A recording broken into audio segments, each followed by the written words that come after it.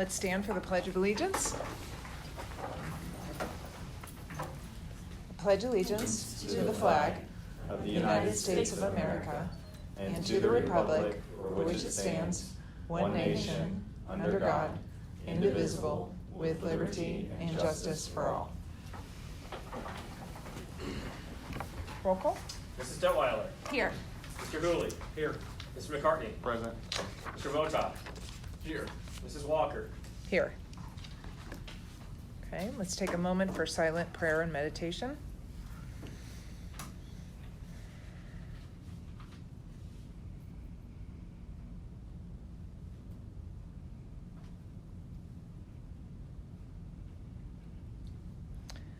Thank you. And welcome, everybody. We appreciate you being here.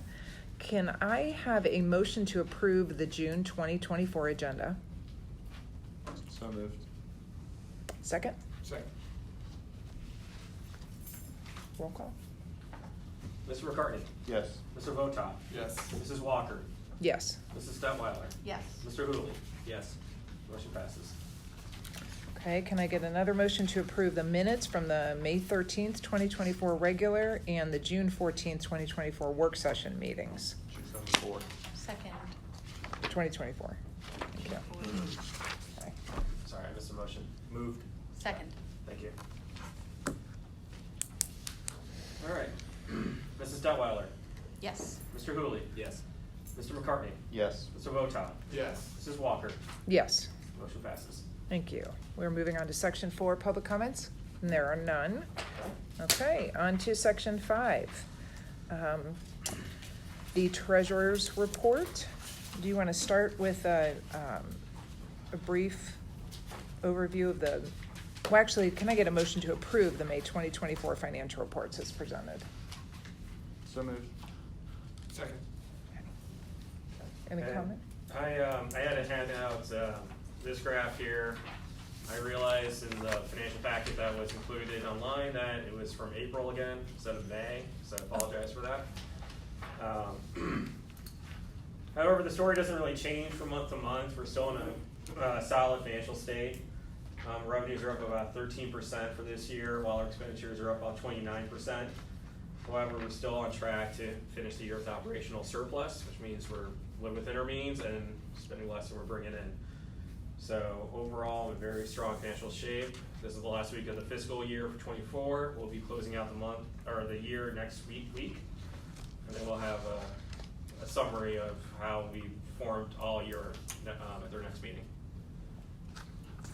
Okay. Any comments from the board?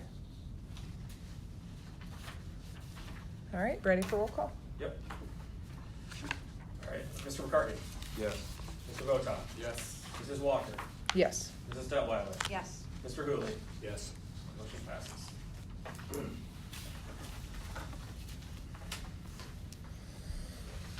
Okay, section 5.02. Can I get a motion to approve the final FY 2024 Certificate of Estimated Resources and Appropriations? So moved. Second. Any comments? This is a requirement at the end of each fiscal year just to certify this is where our final budgets are.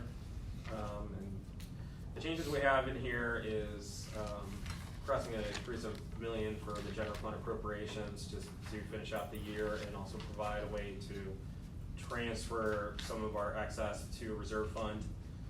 Our termination benefits is that was a fund that was approved last month. Less than $50,000 appropriation from there for any severance that we're paying out. We have one more payroll this week for retiring employees, and we also received some additional federal grant funds. So we want to go ahead and spend those down. That's where we are. Thank you, Mr. Ingles. Any other questions from the board? Okay. Roll call? Mr. Hooley. Yes. Mrs. Detweiler. Yes. Mr. McCartney. Yes. Mr. Votop. Yes. Mrs. Walker. Yes. Motion passes. Okay, 5.03, can I get a motion to approve the permanent appropriations FY 2024-25 and Certificate of Estimated Resources? So moved. Second. So this is our initial budget for the following fiscal year.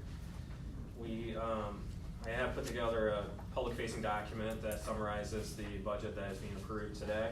Goes into the process as well of how we went about putting together the budget. It was a change in process this year where we involved administrators and principals early on, providing them an allocation to which they can then tailor to their buildings accordingly. Work closely with them to put this together. We'll be having this posted online. I do want to say that the 2024 figures, they're as of June 14th, 2024, so we still have some bills to pay, still have a payroll to go. And also in my first year here, I was also trying to consolidate some of our budget lines. There was just hundreds of budget lines that we were using that frankly just made things more complicated. So some of the increases in the budgets is also due to just consolidating and moving things from, say, 5 budget lines to 1. So that's what we have going on here, but part of the reason why we put this together is to increase transparency for the public and to see where their tax dollars are going. Did you find it helpful to have the input from the principals and the buildings? Yes. Yeah, they know their buildings better than we do, so if there's like special need like furniture replacements, it was good for me and Dr. Miller and Mrs. Quick to hear, to see, basically what they need to serve their students. I'd like to comment that was one thing that I heard whenever I met with the principals last year, my first year, was they didn't know where their budget was. The former treasurer did a nice job of getting them the things that they wanted or needed, but they didn't really know how to budget for it. So we had numerous conversations about that, and sitting down with every principal, every director, Carla, myself, and Mark, talked about, what did it look like last year? How can we support you? Tell us what it is that you need, and tell us what it is that you would like or want, and we'll see if we can make that happen, if you can prove that that benefits our students' learning. So every administrator had that same opportunity to go through with Mark, myself.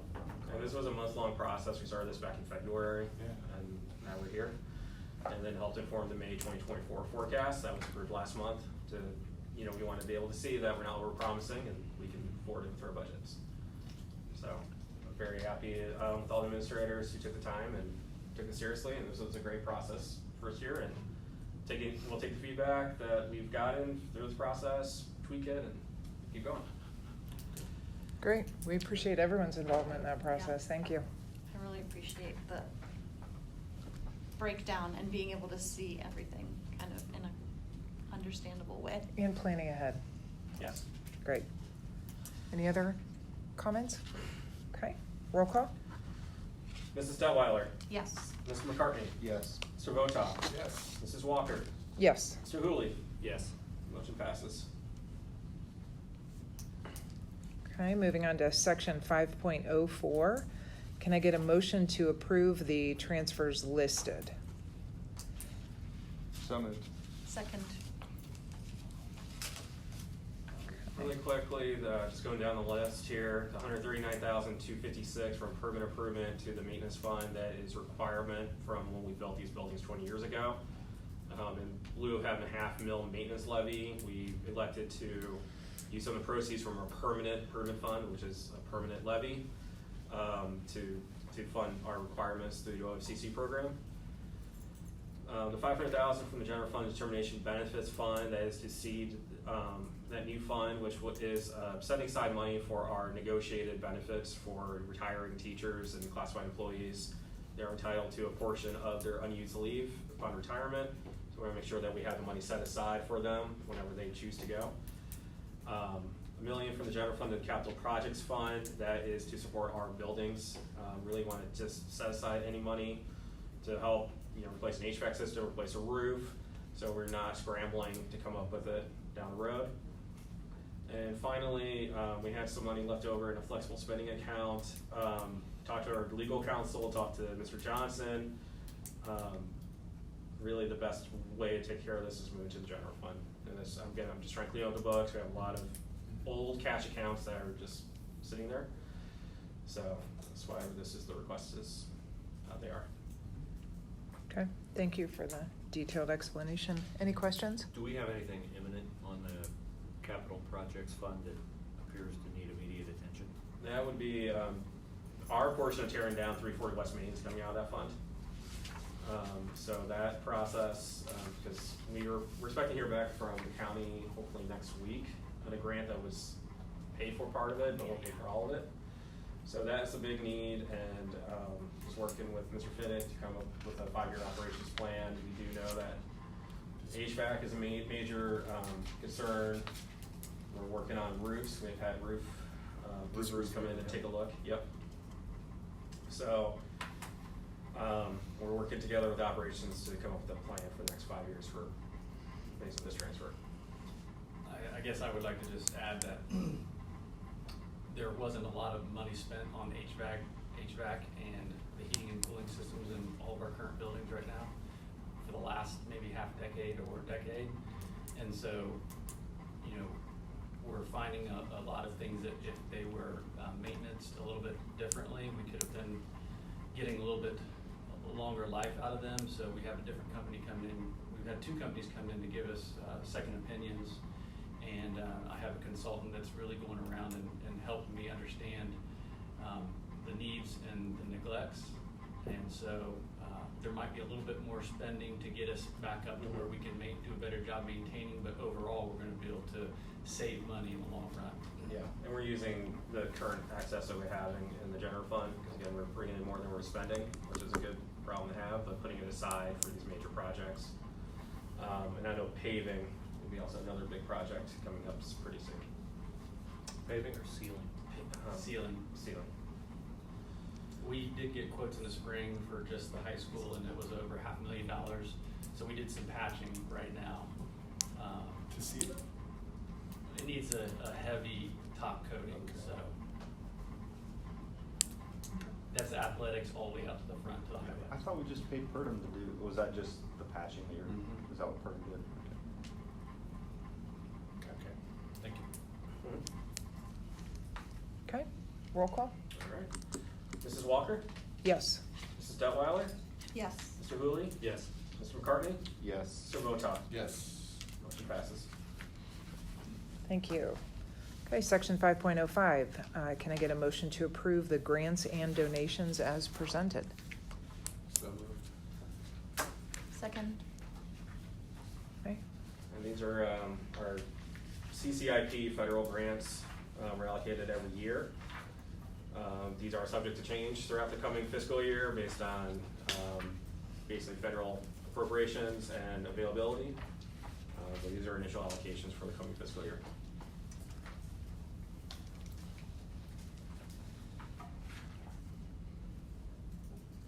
okay, any questions? CCIP stands for? Continuous, Comprehensive continuous improvement. Thank you. plan. Say again? Every building has a continuous improvement plan. This is the comprehensive continuous improvement plan district-wide. This is a plan that's approved by the state, done by Carla, Mark, and myself, and everything has to be approved before we can spend the funds. So, for example, improving basic programs, we have to submit what program we would want to use to improve our academics in that area. So it's all approved through the state. Anything, Carla, you want to add to that? We worked really hard to think about how we're spending those dollars this coming as we move forward, and we're able to reallocate a lot of those dollars to pay for people so that we have support within the buildings. For example, for our Title II dollars, that's our professional development dollars, we were able to hire a district instructional coach. And so it really is to provide support for all of our buildings, and then Title I is our funds that we use at Monroe Elementary based on the number of students who are free and reduced lunch. We're able to have funding too, and most of that goes toward staffing at Monroe. Our Title III is going to be used for one that we haven't had here before, but a bilingual assistant. She's going to be able to go from building to building and be where the needs are most. We had a board member just a couple months ago be in a situation with a group of kids that couldn't even communicate with one of our students. So this way that they can make phone calls, interpret IEPs, sit in with the principal if there's a discipline or an expulsion. So major support for us here, having this one person. All the funds are restricted, right? On Yes. how you can use them. And they're all federal too, right? Yes.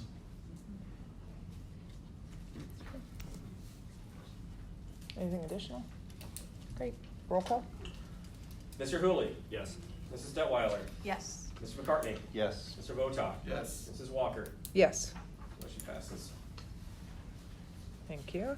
5.06, can I get a motion to approve the proposal from Highland, Ohio School Plan for Property, Fleet, and Cyber Insurance for the fiscal year 24-25?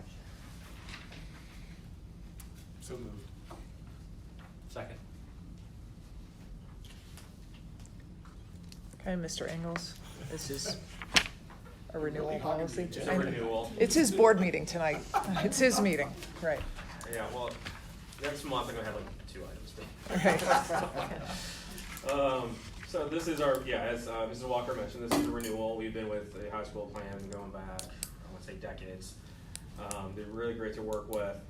Our premiums are going up mostly just due to the cost of replacement. So they insure our buildings to be able to replace them in case something happens. However, it costs more to go ahead and do that construction. And our automobile insurance is going up.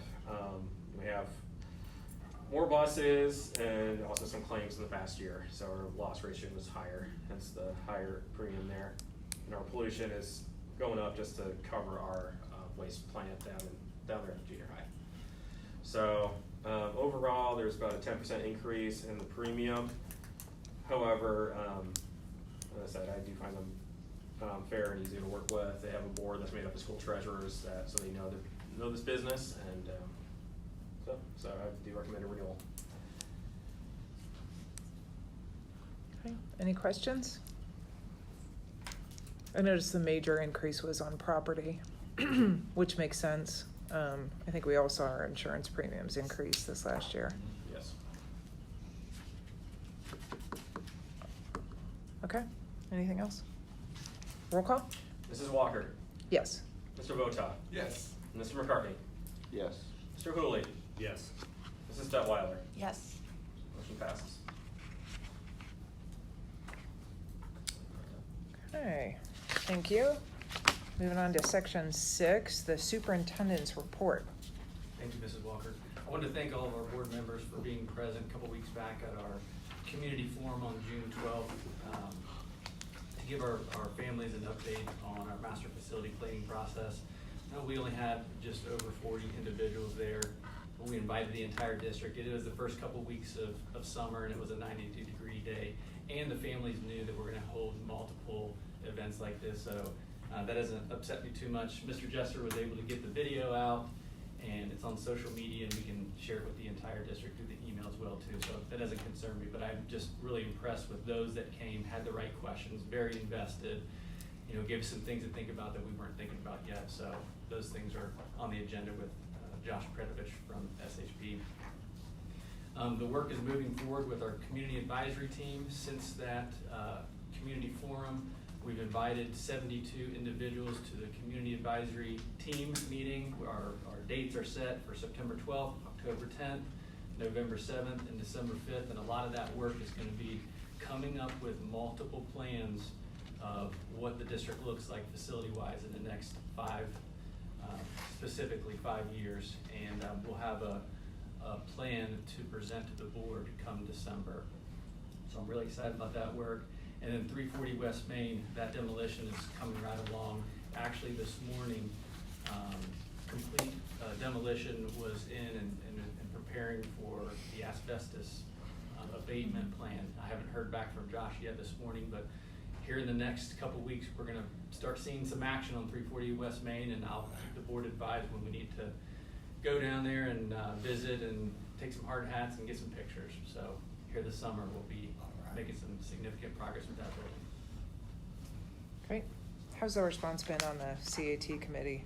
I have not looked at it. I think this morning I checked and it was around 25 people that responded.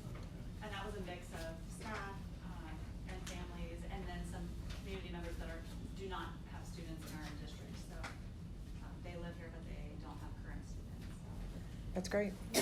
Tyler will send it, or I will send another reminder out to bother people to get those filled out. But. It's That's great. Thank you to anybody who has already responded, and I would encourage anybody else who's receiving the emails. I know it's a really busy time of the year, but this work will go into the fall, so we're not looking for, you're still free to take all your summer vacations, but we could really use your help, so I'd encourage everyone to respond and donate some of your time. Yeah, even if you can only attend 2 or 3, we'd rather you be there for those than think that you can't be a part of the entire process and have a voice in the planning. Great. Okay, thank you. 6.02 Policy Committee Update. So I can start with this. The first two, we're in a first reading. The first two are the inter-district and intra-district open enrollment. And we had looked at this, and last meeting, possibly the meeting before, and it shortens the time frame to apply for open enrollment to 1 month, and from April 1st to April 30th. And we cleaned up some other policy language, but now it's ready for our first reading. Does anybody have any questions about this particular policy? The board? Okay. That was policy 5113 and 5113.01. Sorry, I didn't say that. Okay. Policy 5430.01, graduation recognitions and class rank, and also policy 5460.03, graduation exercises. Jim, do you want to give a little?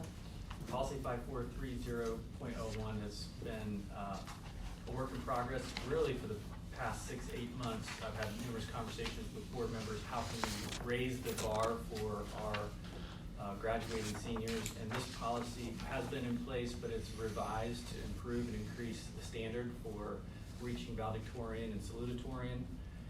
We're going to recognize the following students during the ceremony: those that earn the valedictorian, salutatorian, NHS, perfect attendance for all 4 years, honors diploma, and GPAs at 3.5 and higher will be recognized. The new calculation and the new standard will be 1 valedictorian that graduates each year from Alder. The highest GPA on a weighted scale is the valedictorian, and the second highest GPA is salutatorian. It would be possible for there to be 2 valedictorians, correct? A tie. Highly unlikely, but possible. 1 in a million. Really? Million. You did the math?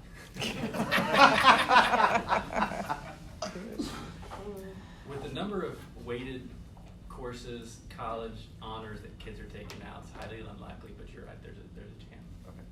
So it would just be whoever has the highest GPA. Okay, cool. And then graduation exercises is a new policy, and it's just a set of standards and obligations for our students, a list of requirements, conduct, and who can participate in our ceremonies, kind of spells it out. And it's important to note that any of these policy changes will affect the class of 2028 and those after, so not the current, Incoming freshmen. Yeah, anybody that's in. anybody that's in high school already is still under the old policy, and so this will affect their current incoming freshmen and then following that. Just the recognitions, not the exercises, correct? Like that isn't necessarily. Correct. Correct, just the just the Okay. class recognition, class rank. Okay. The exercises will apply Yes. from here forward. Okay. Policy 6218, cash balance reserve.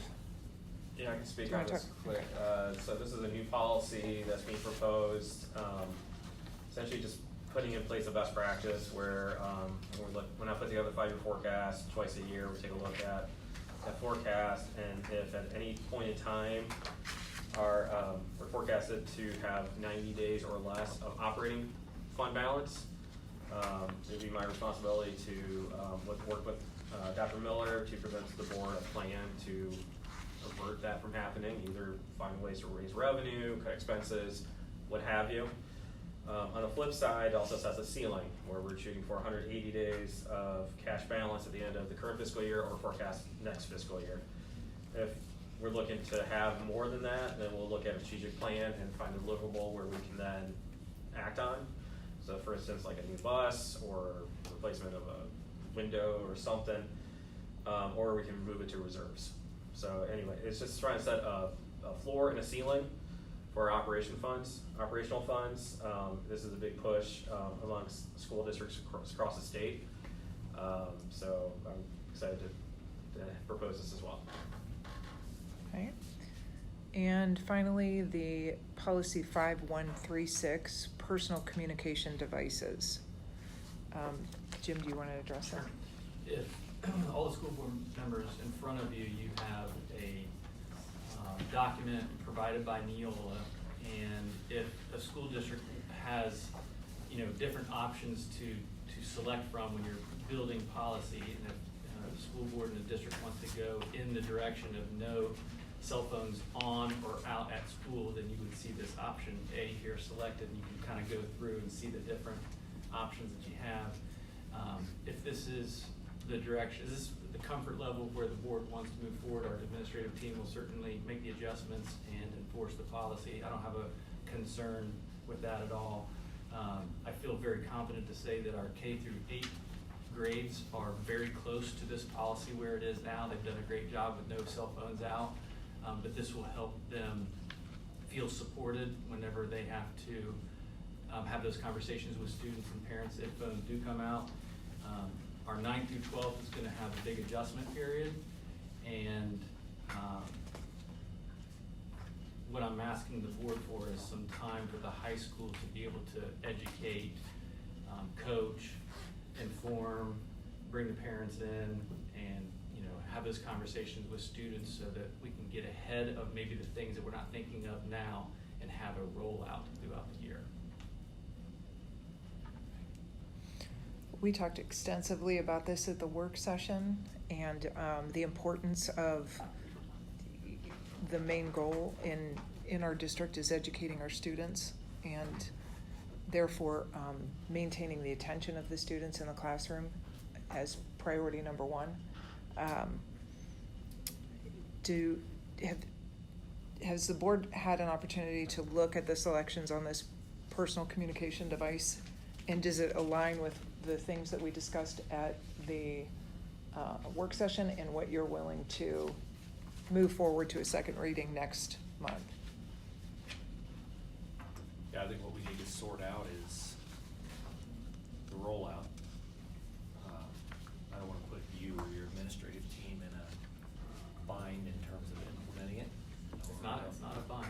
No, but I don't want to be unfair to the teachers either, but we discussed it, at length in the meeting. And I just kind of wonder, you talked about a progressive implementation, or you talked about communicating with the community. Could you give me an idea of how you envision that, or some parameters through which, after I know you've collaborated with people in the district and your administrative team? I'll give you some examples of trying to be proactive, and this would be all of the buildings. They send newsletters out either weekly or bi-weekly, so at the top of those is communication about the school board policy and how we want to do this together.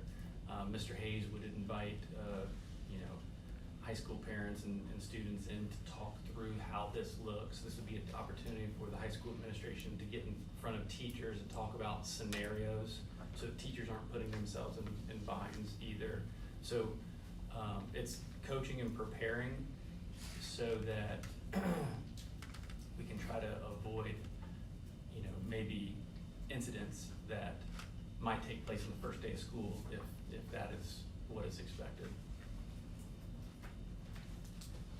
Our students trust our principals. They especially trust Mr. Hayes. So if he has the opportunity to get in front of them and coach them and let them know the why behind it, I think it can be a lot more successful than this is the way it is, and then we're going to figure it out whenever you do something wrong or test the waters.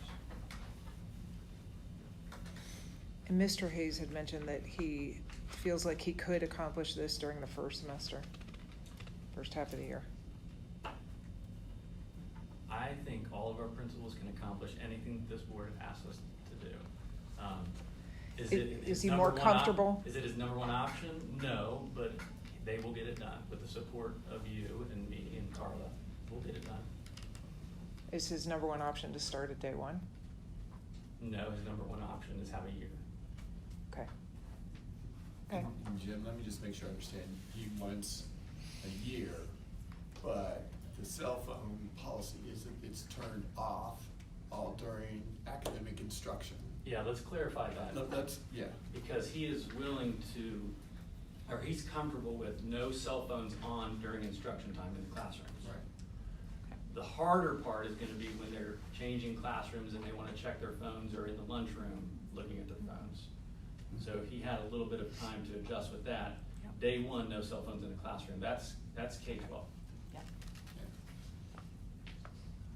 So we had just to, for lack of a better characterization of the policy, we had talked about phones off, phones away. It was kind of our policy that we want to get to. And we were going to explore whether that's feasible to do on day one or whether that's feasible to do on January 1. As we work toward it, we announce it, but we work toward it on January 1. Are you now saying that you wanted that not to be something we do Mrs. mid-year? Walker asked me what Mr. Hayes' number one Yeah. option was. Yeah. He wants the most extended time. But I told him, well, what if you don't have 1 year? You'd rather do it in August or rather do it in January? And he chose January, if a year wasn't on the table. But Jim, let me make sure I understand. So is it to implement the whole thing, or I thought what we talked about was as of the start of school, it's the no phone use during all academic time. That was gonna start September 1, but it was the lunchroom, right, that was kind of the challenge, correct? So as far as the policy goes, it would be no phones in use during any academic instruction time. K-12. K-12. But for 9 through 12, there would be a rollout with regards to its use in the lunchroom. Correct? Correct. Right. And so, and then with the understanding that as we work through this year and understand the implications of it, we would push, or we would like to see it not used at all, even during the lunch in the next year, but at least give them that year to try and see what happens. Am I correct? Well, I think, are we still discussing the date where we would fully implement the policy? Well, I think we've had so many conversations on it that we have discussed a year rollout for 9-12, and then we discussed, well, what if that's not an option, can we do it in January? Or do we rip the Band-Aid off for August? So I've had that conversation with all 5 board members, so I don't think we've landed on the time frame or we know exactly what is the best. Well, I think there's different philosophies on it. Yeah. You know, for example, at the high school, you have 200 kids in the lunchroom at once. You might have one principal, one teacher, and one aide in there. Yep. You know, they're really not staffed right to be addressing every So lunch maybe table. the board has to volunteer to come and police phones during lunch. Calm down. We would love to have you. Yes. You know, there's other things that come with it. Students wanting to leave the classroom to go check their phones.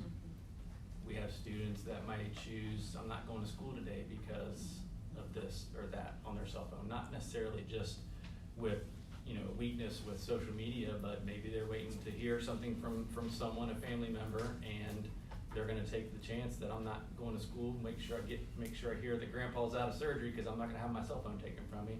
Then I also have, if a teacher confiscates a phone, you know, $1,200 or $1,200 device, that's gonna cause some problems as well too. So I wanna make sure it's rolled out right and not too fast where we're making some mistakes and we have to backpedal a little bit. How, just for clarity, what's the difference between confiscating a $1,200 phone? What's the difference between 9th grade and 8th grade? The junior high's already been pushing this for 2 years and they almost have it right there. So at Canaan, 5th and 6th grade, there's no phones out at all. So they've been trained by the time they go up in 7th grade, it's no phones out except just for the lunch period. So we wouldn't want to go backwards with the incoming 7th and 8th graders because they're almost there. So we don't want to say now that you can. So the junior high has to make a push with the 8th graders on no cell phones at all. Then everyone's going to be K-8 used to no cell phones all the time after the end of next year. But I don't think that the junior high is confiscating cell phones. They're reporting it to the principal, or they have their own rules. Put it on my desk. Those are the things that we don't have ironed out K-12 right now. So, you know, I might suggest some things to the board. If a phone is out in a classroom, that the teacher asks them to go put it in the sleeve versus take it from the student. Things like that, where I want to make sure we do it right, versus a teacher putting themselves in a bad position by taking a phone because they feel obligated to because of the policy, but they do it with a student that's maybe having a rough day and doesn't respond right either.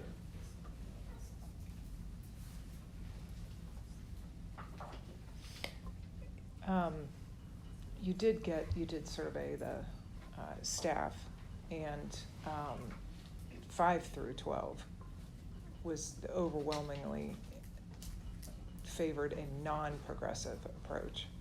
So as you work through this, I know you're going to be considering all of these factors. And I know that the board wants to support you and the administration and the staff the best that we can. And if a little additional time for the high school sounds to me like it will help iron out the kinks. I'm okay with that. I would support a January rollout as opposed to a whole nother year. I think no matter when you do this, it is going to be difficult, particularly for the students. And I think the longer that you make it difficult, that it won't make things easier. But I understand that day one is a little untenable, so that would be my support. I'm looking towards January as opposed to waiting a whole additional year. Anybody else wants to weigh in? What's your preferred path forward from this point on in terms of reaching clarity? You want to confer, Mr. Hayes, you want Mr. Hayes to come and talk to us, or I know you're relaying his conversation to you. I wonder what your preferred path forward is in terms of clarity and achieving the overall goal, but doing it in a purposeful way.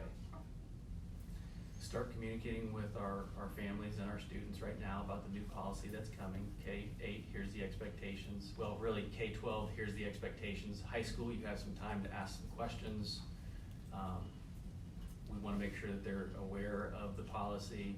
There's not going to be confiscating phones during this first quarter at least. And the board just assuring the administration that we're going to support you if we get you there. We're going to get you there, and I think it's going to be K-12 in January. And if something comes up in November or December that we weren't thinking of, that's a major obstacle, or that you give us some grace to get those things fixed and corrected, because we have great kids. We're going to get there. I just feel most comfortable with a little bit of time for the individuals that's going to be doing the work, like Mr. Hayes and Mr. Clark and those teachers. Can I ask a clarifying question? I may have read into what you said, but you said during the first quarter we're not going to confiscate devices in the high school. Is that really the concern? Like, are we not going to during academic instruction? It's still going to, no matter what course we take, during academic instruction, the expectation is no phones. And if you have the phone out, there's consequences, right? Or are you saying initially there won't be consequences? I think those are some of the Maybe things have that to we need figure it out. to work out over the next month and a half. I want Mr. Hayes in front of his teachers to see what their comfort level is. I would say 75% of the teachers have no problem with no phones during the instruction, and they can manage their class on their own. Then there might be others that are a little uncomfortable about it, so we want to give them those supports. Hopefully we can get to a point where no teacher has to take a phone from a student, but if the student is being insubordinate, the teacher needs to write them up and get support from the administrator. You know, if I can say, I don't have a problem with giving them a whole year. I think this is a big change, and I understand some of the challenges with it. I think that Clint and the staff know best. So I don't have a problem with a year, and the other reason I don't is, as a board, we can always change it. And there's nothing saying that we can't change the policy 3 months from now. as a board, we always have that ability to do so. And so I don't have a problem letting Clint and the staff try it. I would want reports back letting us know how it goes and what they're learning from it. And then if we need to adjust the policy, we adjust the policy. Well, But if you're gonna do that, wouldn't you err on the side of where you wanna be and not where you? I think we Right. know this is gonna be a little bit of a challenge. And so I think what we all agree on is we don't want cell phones being used during academic instruction. That's the policy. Sure. How we implement that is really a little more, I believe, up to the administrators and teachers. I mean, we set the policy. They have to implement that, and they have some concerns about it. Why not let them do their implementation and keep informing us what they're doing? And if we need to adjust it, we can. Well, and I guess my concern right now is just, I'm worried that there's an expectation difference, because I was under the impression that it was gonna be, no matter what, it was gonna be, if there are cell phones out during academic instruction, there'd be consequences. But it sounds like that may I was not. under that impression too. But it sounds like that may not be the case, at least I did initially. Consequences, yes. What? I did not hear that there wouldn't be consequences, but it might. Consequences, yes, we just don't know how that looks yet. Can the teacher give the warning, talk about the policy, write the student up, ask the student to put the phone on the desk? Those things should happen right away. Okay. But we also want, we've got 23-year-old teachers in the classroom that might need some coaching on the best They need this way to policy do for it. themselves. Well, And so I want them to feel supported and talk about the best way to do it, because Yeah. you can ask one student to put their phone away and it's put away and it won't be pulled out again. You have another student that refuses to put it away. We don't want to put the teacher or that student in a bind where they make a wrong decision. I think the important thing here is that we had a policy that really left it up to the discretion of the teachers. It said no cell phones, and we obviously respect the discretion of the teachers. What makes it hard on the teachers is when one teacher says no cell phones in my classroom, and they come from another teacher's room who allows cell phones occasionally. That's difficult to enforce with kids. What the board is trying to do is actually make it easier on the teachers and just make a rule. It's not in the classroom. So that's what, we're not trying to make your lives more difficult. We're actually trying to make it easier. So how that looks, I think we trust you guys to roll it out. We trust you guys to figure it out. But please don't think we're trying to add work. We're actually trying to take it away.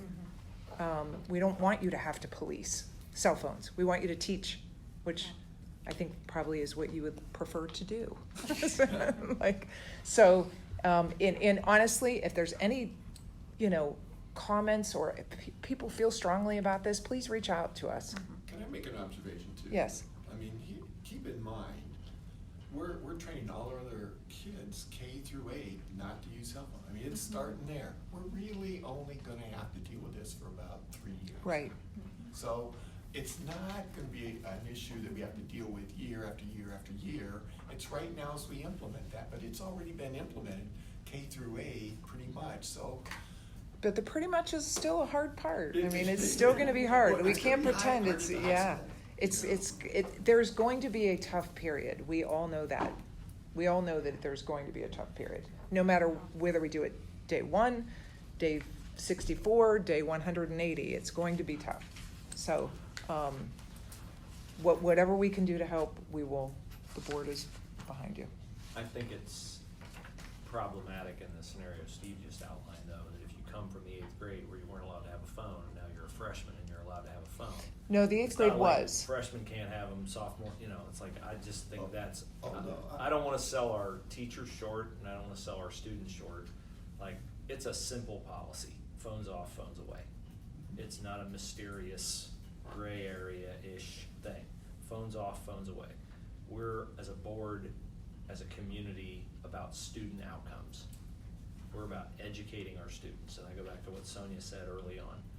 Our teachers have earned the right to have their students' attention.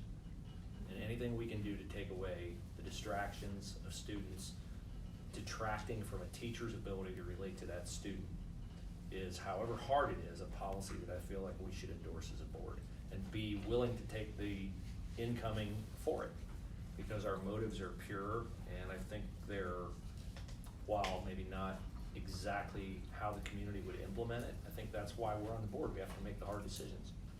Just to clarify, the 8th grade had them at lunchtime. So they're not coming into a situation in the high school where they're getting more freedoms. Okay, but from here forward, the 8th grade, it's phones out, phones away all day. So I just wanted to make sure you understood that one.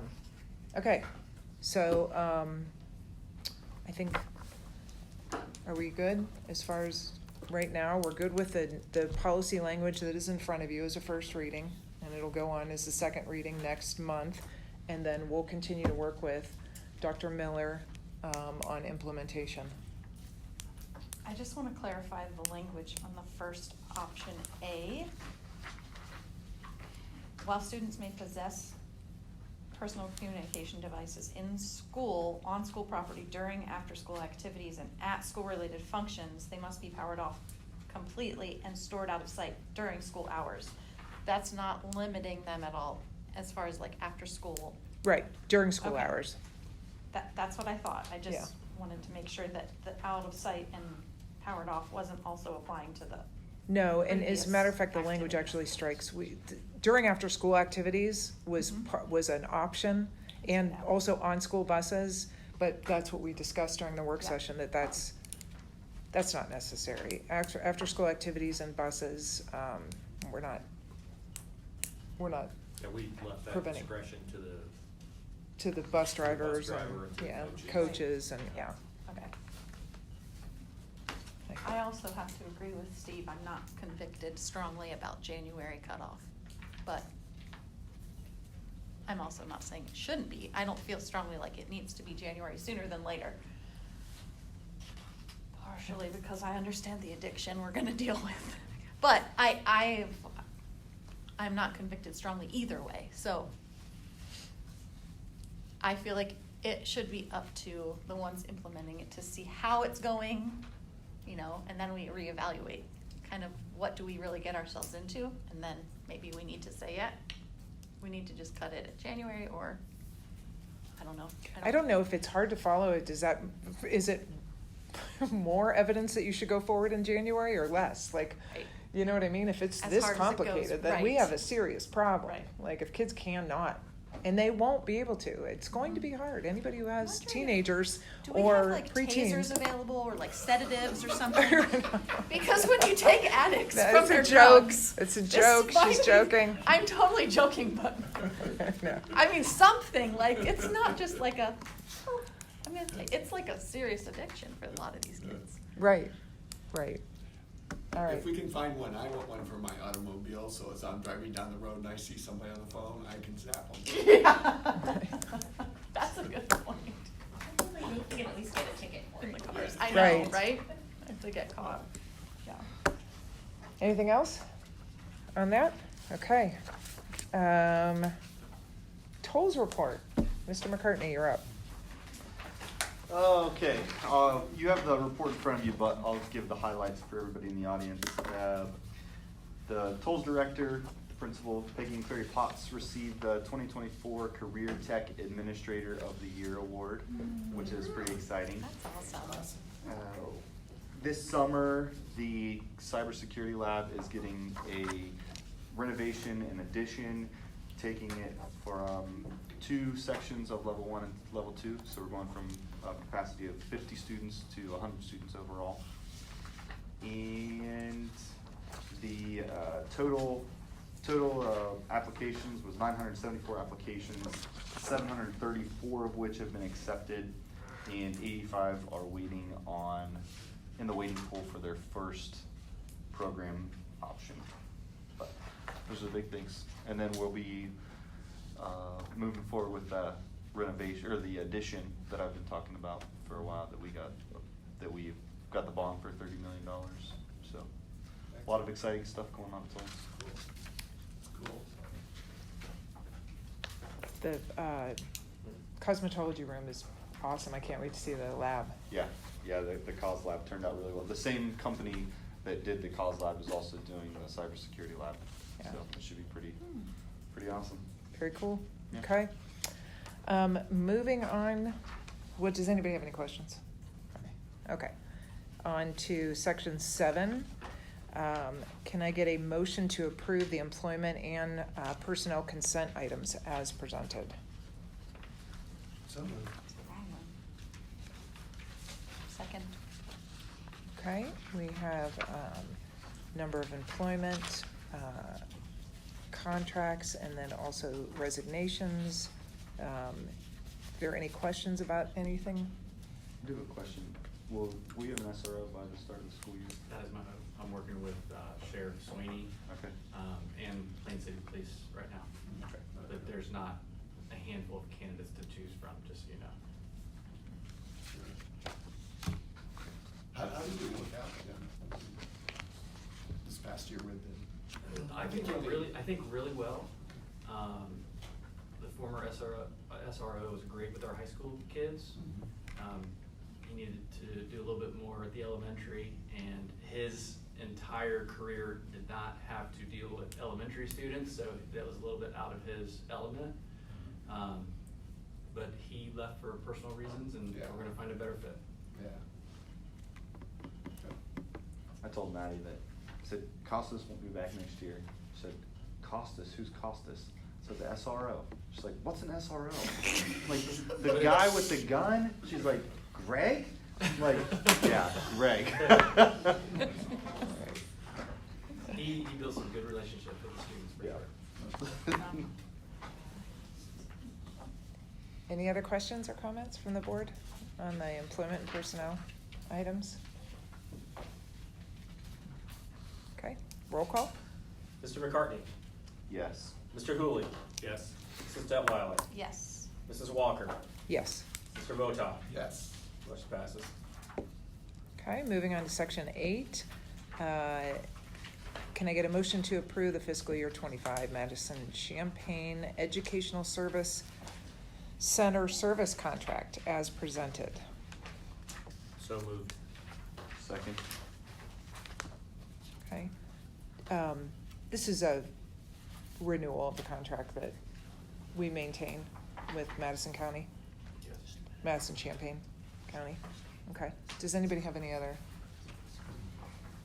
questions? Can you just give us an idea of a couple of the services we use through the So- Educational Service Center? Our goal is to try to do every single thing that we can in-house with our own people, because we can control that. Some things we can't. Sometimes we might just need a little bit of service here, a little bit of service there. Maybe they have someone that is spread out amongst numerous school districts, so we'll share. For example, the attendance officer, instead of hiring someone for $75,000 to be our attendance officer, he's split between 4 different schools and visiting those homes and parents and students how he needs. That's how we share costs. Okay. And I guess primarily with special ed, Becky, if you want to jump in on anything other than, it's a way for us to save money but get a variety of different services. I didn't realize he was through the ESC. Mhm. Okay. And they train new board members. You know that. Mm-hmm. Okay, roll call? Becky. Wait. That's totally fine. Sorry, Often Becky. our related service providers, like we might not have a need to hire a physical therapist full-time ourselves. So we'll share that, or our adaptive physical education teachers, some of those services that we just really couldn't hire someone full-time ourselves, we'll share that with the surrounding districts. How many individuals do you think that are in our district, like a rough number, that are helping out through ESC? Yeah. We've reduced that over time. Currently, we have like our physical therapist, our APE, our physical therapy assistant. We will be adding 2 days of occupational therapy this year, and then we'll have 2 psychologists, the attendance person, but it's under 10 now, I'd say. Okay. We used to also participate in the consortium classrooms, like sharing for like maybe an MD or ED unit, but currently we're able to maintain all of our students in-house. Probably the most important thing to mention that Becky didn't is every single time one of these services get to a point where we can save money by hiring our own versus contracting with someone else, we wanna bring in our own people, evaluate our own people servicing our own students, but we don't do it unless it's, cost effective. Okay. Does the ESC provide EL services? No. They do offer it, but we do it in-house, no. We've grown enough that our services, I know like the ESC will provide services to some of the EL students at Tolles, some of the other districts that have smaller number of students. But we have enough now that we have our own like TESOL teachers. I just wondered if you had a building that was not, if you could have someone a couple days a week or something, but we don't, it's not really necessary. Right now, we've been able to maintain services for the students that we have. We're adding like the bilingual specialist that'll be able to do the translation and interpretation for us, which will be a big plus. The ESC did not have anybody with that skill set. Yeah, it's not that the ESC, we can call them up and say, hey, we need so-and-so every Monday, because if the other schools don't need those services, they don't have someone on standby either. Right. I They see. hire based on, we say, hey, we need one day, another school says we need 2 days, and then they'll find somebody to Got meet it. that need. That makes perfect sense. Okay. Thank you, Mrs. Kroll. Okay, roll call? Mr. Votak, Yes. Mr. McCartney, Yes. Mr. Hooley, Yes. Mrs. Detweiler, Yes. Mrs. Walker. Yes. Motion passes. Section 8.02, can I get a motion to approve the payments for in lieu of transportation? So moved. Second. Second. Okay, there are 2 families listed that applied, and we're just approving. So, any questions? All right. Mr. Ingalls is improving our process for this moving into next year too, so having these families apply late helped us improve how we do this piece. See and detect a need that needs updated and addressed. Good. Yeah, right now, we reached out to all of our previous payment in lieu families to fill out an online form to request transportation.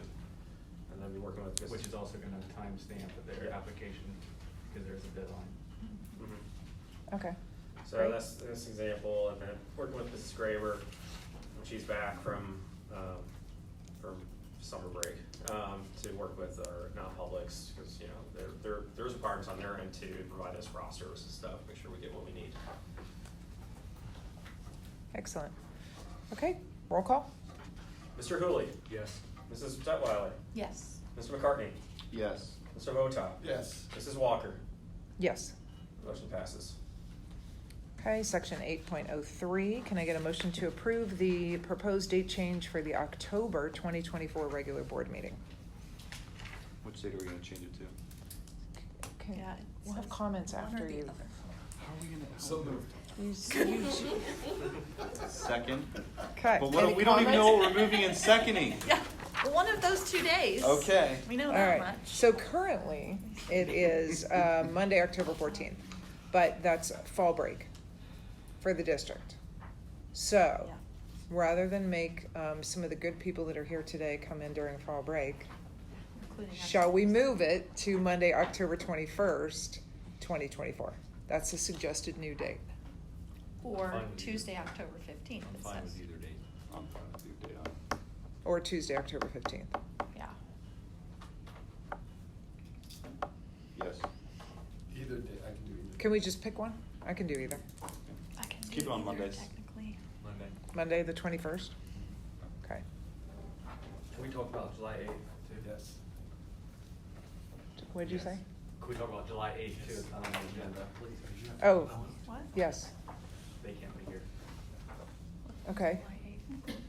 Do we want to, so, you know, the June, meeting date is pushed back in order for the financial piece to be done. And then 2 weeks later, we go into July 8th. Steve had a great suggestion, is to push that 1 week, which creates 3 weeks between now and the next meeting, and then 3 weeks between then and the next August meeting. So to the 15th, you mean? Yes. 4 weeks. Like that's just the way we've done it Yeah. in the past, because the June meeting then is so close Right. to the July meeting. Right. have, I'm fine with the that. 15th is okay. July 15th. So we're gonna move the 8th to the 15th. We can send you a calendar. Okay. So, Unless there's something you wanna talk about on the 8th that you don't want Steve and Bruce here for. Because you're shy. We heard Okay. quorum without them, you know. True. We do whatever we wanted. Yes. So currently under motion is changing the October board meeting from October 14th to October 21st, 2024, and changing the July board meeting from July 8th to July 15th, 2024. Are we ready for roll call? Yeah. Yeah. Okay. Mrs. Detweiler, Yes. Mrs. Walker, Yes. Mr. Votak, Yes. Mr. McCartney, Yes. Mr. Hooley. Yes. The motion passes. Thank you. And we'll get updated invites. Mhm. Okay, thank you. Section 8.04, can I get a motion to approve the revisions for the 2024-2025 academic calendar as presented?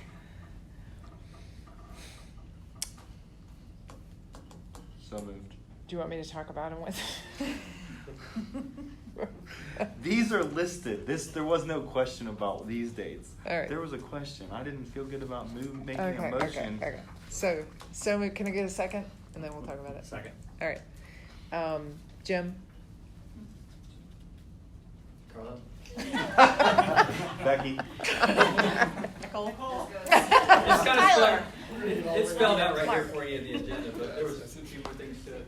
When we had originally, this was just a complete oversight, and I take full responsibility for the March date was just a repeat of this year's March date, and as you know, we have elections in March this year, so, we won't have a March election day in the 2025, part of the school year, and so we felt like it made more sense to put that on the end of the spring break, because a lot of families aren't back on that Monday anyway, so it made more sense than to have it the Tuesday before and move it down.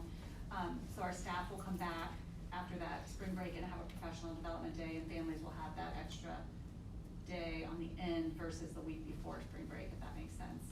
And then May 5th, we did not have, or May 6th, I'm sorry, we did not have the election day on the building calendar, but we would use that as a professional development day, working on items like transitions, so our staff meets with the building that is transitioning students over. That's one of the topics that really is important to us. So there'll be multiple topics, but that would be one example of what we would do in May, if that makes sense. And then the staggered start for kindergarten students. I'm pretty sure we do that every year. Why don't we just make the calendar for kindergarten the way it's supposed to be? Every year we change the calendar going into the following year, I think. Why? For students. Okay. It's just an observation. I see what you're It was saying. just an observation of. Oh, you're saying We put should have stagger it start on on the the calendar, you approve the calendar at once. Yeah. I mean, it's not a big deal, right? I'm just, We always approve it in July or August, like right before it starts, is what you're saying. yeah. Yeah. All right, well, for next year, we'll shoot for that. But for this year, roll call? Mrs. Detweiler, Yes. Mr. Hooley, Yes. Mr. McCartney, Yes. Mr. Votak, Yes. Mrs. Walker. Yes. Motion passes. Okay, 8.05, can I get a motion to consider and approve the 8th grade Gettysburg and Washington DC trip, which would be scheduled for Tuesday, May 13th through Friday, May 16th, 2025. So moved. Second? Okay. Did they like the trip during the school year this year better? Yes. Everything went off, as far as I know, really, really well with the company. No concerns that I'm aware of. And it was really used as a positive incentive reward for the students to finish strong going into the last week before they went on the trip.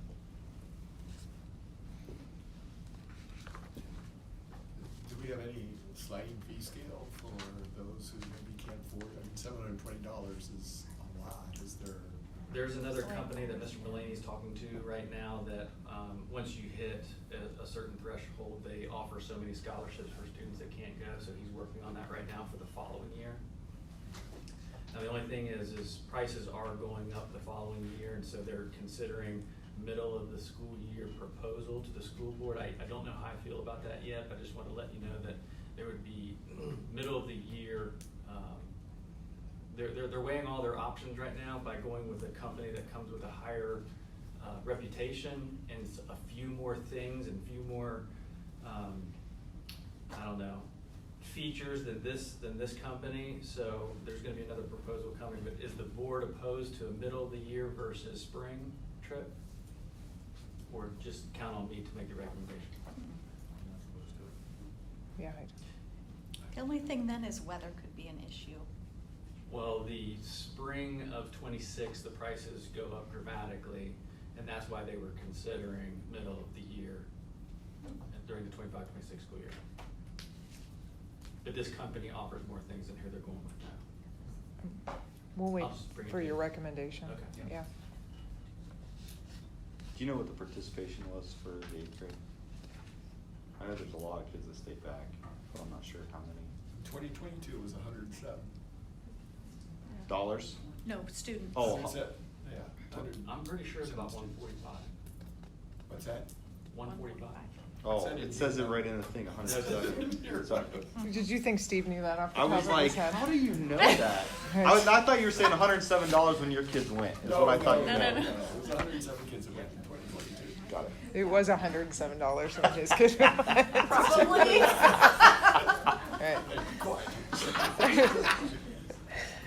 Right. Okay, roll call? Mr. Hooley? Yes. Mr. McCartney? Yes, but with one caveat. Can I add a thing before I say that? If we could, I like Steve's idea of, if we can explore something about $720 is a lot of money for an entire class trip. And if your family doesn't have the money to go, but you don't get to go with the rest of your class, like that kind of stinks. It's a lot of money. But yes. Mr. Vota? Yes. Mrs. Walker? Yes. Mrs. Detweiler? Yes. Motion passes. Okay, 8.06. Can I get a motion to consider and approve the Plain City Library request for a fall 2024 levy? So moved.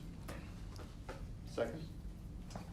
Jim, do you want to address this? Oh, I wanted to just introduce Chris Long, Director of Plain City Library. Mrs. Berry is with us. She's responsible for the finances, and Amanda Warner is not with us. She deals with connecting the schools and the youth services. But Mrs. Long, would you share a piece what you shared with Mark Ingalls and I last week? Sure. Plain City Public Library, we've had property tax levy on since 2007. This year, we're just asking for a renewal. We've went every 5 years. It's a relatively short time period for a levy. That property tax levy it goes back and forth between 60 to 65% of our operating revenue in a year. So it's a very important levy for us. Especially this year, our PLF funds from the state are down close to 9%. And that's a significant blow for us, which makes our property tax levy even more important. So our Board of Trustees are not elected officials, which is why this actually goes through you as our taxing authority. Just so there's an elected entity that knows what we're doing and is aware that the levy will be on. But we would like to, this is an early levy for us. There's always that possibility that paperwork, something happens with paperwork. So we are on a cycle early just to make sure that we have our funding secured. If we are not able to secure this funding, we would be closing our doors for a significant amount of time.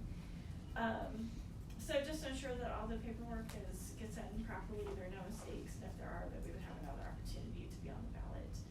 But essentially, it's a straight renewal. We're not asking for any additional taxes. Don't feel like this is a good time to do that. Great. Yeah. And so it's this November of 2024. Yes. Is it just for the village, or is it for is it for the entire school district? So our service area mirrors Jonathan Alder's service area. We are designated as a school district public library, which is confusing because we have absolutely nothing to do with the school district. That is just a way for the state library to designate our service area and to appoint a taxing authority for us, which is Jonathan Alder. So all of the taxpayers within Jonathan Alder would contribute towards Yes. the. Or are contributing Or are, towards. I'm sorry, are contributing and will continue to contribute. Okay. Yes. It's a 1.5 mil levy. The effective tax rate though is we're collecting at about 1% because we've had this levy on the books for so long. The only time we see an increase in our property taxes if it's a new build. If it's a new build that is done without a tax incentive that's been provided to the developer. So as time goes on and property values increase, we do not see revenue off of that. The revenue stays at the rate when the original levy was approved by voters. Even with the renewal? Even with the renewal. The only way that we would see additional revenue is if it was a replacement, so that sort of puts a Resets. But again, we just didn't feel like this was a good time for the community economically to make that ask. So we've been revisiting our budgets, even with the decrease with the public library funds from the state. We're revisiting our budgets and reallocating to make sure that will be financially stable for the next 5 years to make it work. Great, thank you very much. So the amount of new homes in the area would not increase your revenue? It's based on real estate? It will only increase during a tax evaluation process. So the next evaluation process, depending on the county, as you know, we're split county, makes a challenge. So it depends on which county is reevaluating their property taxes. During those reevaluation periods, only new builds we would receive the additional revenue from. We did get a little bump in revenue last year. This is a flat year. There isn't any reevaluation process that happened last year to really give us a significant increase in funding. I thought everything got reassessed last year, statewide. Not statewide, it goes by county. It goes by county, and we even got that, like those handful of houses in Franklin County too, which is a whole even different. So it depends on which county is doing their reevaluation process. Madison County completed theirs last year, so all of our Madison County residents saw their property tax bills, which were difficult for a lot of people. But when the property tax, when the valuation goes up, it doesn't, for an existing home, the library component stays the same? Exactly. No additional revenue comes to the library for an existing home. Yeah, they start rolling back the millage that's being collected, so it collects the same amount as before. Interesting. Yeah. Huh. Yeah, I get that part. Okay. Do you know when the Union County assessment will be redone? The Union County assessment happened year before Madison County, so Union County, I believe, should be back on next year. Yeah, next year. Next year. Okay, thank you very much Thank for you. helping, Yeah, thanks. helping us understand. Roll call? Okay. Mr. McCartney? Yes. Mr. Votak? Yes. Mrs. Walker? Yes. Mrs. Detweiler? Yes. Mr. Hooley? Yes. Motion passes. Great. Okay, our next regular board meeting is Monday, July 15th at 5 p.m. at the high school. And can I get a motion to adjourn? Second. Roll call? Mrs. Detweiler, Yes. Mr. Hooley, Yes.